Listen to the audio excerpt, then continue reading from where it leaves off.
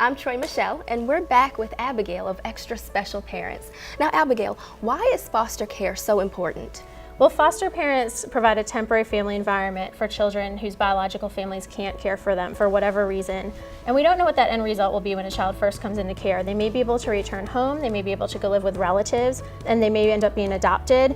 So we need families who will provide that care for a child while they're in foster care. We actually had a family who started fostering in their 50s. They had already raised their biological children, Wow. and they had an 11-year-old boy who was placed in their home, and he became available for adoption, and they just knew he was right for their family. So they say they could have slipped into an easy retirement, but instead they became parents again, and they're so grateful for the joy that this young boy brings them. What happens when a child can't return home and they're not adopted? These children age out of foster care.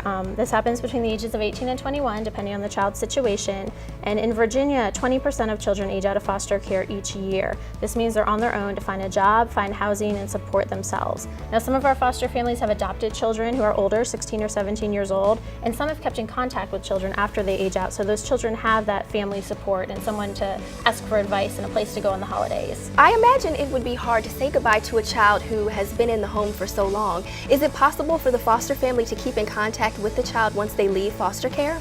It depends on the child's situation, but yes, if it's best for the family and best for the child, it's definitely possible to stay in contact. I actually had a foster dad tell me a while ago about a little boy that was in his home. The little boy was 8 years old when he was in the foster home and was there for less than a year. But the dad stayed in contact with the little boy after he returned to his biological family, and 10 years later he was invited to the little boy's high school graduation. Oh, wow. And the whole extended family knew who the foster dad was. The aunts and the uncles and the grandparents all came up and thanked him for what he meant to that child. That's so beautiful. Such amazing, warm-hearted stories. And there's definitely a need for more foster parents. So for more information, visit extraspecialparents.org.